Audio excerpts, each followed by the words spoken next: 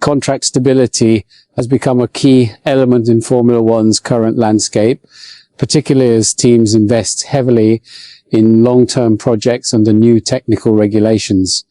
However, even multi-year agreements often include performance-related clauses that can alter the expected timeline if certain conditions are not met. In a period of regulatory transition, these clauses gain additional relevance. Performance fluctuations can quickly influence both team strategies and driver decisions, especially when expectations are not aligned with results on track. This context is particularly significant in the case of Max Verstappen, whose current situation at Red Bull Racing has drawn attention. Although his contract runs until the end of the 2028 season, there are indications that exit mechanisms could allow for an earlier departure under specific conditions. Verstappen has already expressed dissatisfaction with the 2026 regulations, even stating that he needs to convince himself to continue competing. Such remarks have intensified speculation about his long-term commitment, particularly if performance does not meet expectations in the early stages of this new cycle.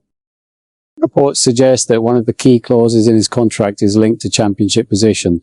Previously, it was believed that failing to finish within the top three could trigger an exit option. More recent information indicates that the threshold may now be even stricter, potentially requiring him to be within the top two by a certain point in the season.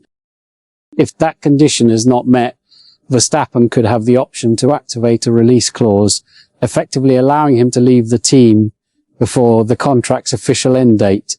This type of clause is not uncommon at the highest level, where performance guarantees are often embedded into agreements.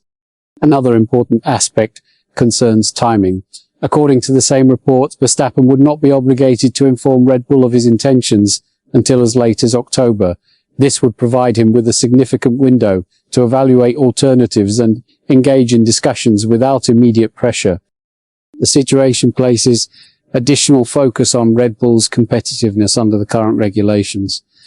A sustained gap to leading rivals could increase the likelihood of such clauses becoming relevant, particularly given Verstappen's stated concerns about the direction of the sport. At the same time, much will depend on how the season evolves. Development gains, regulatory adjustments, and overall performance trends could influence both the driver's position in the standings and his long-term outlook.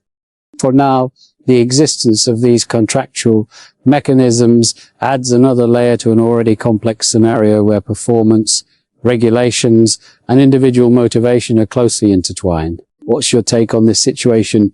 Share your opinion below, and don't forget to subscribe to the channel for more Formula One updates.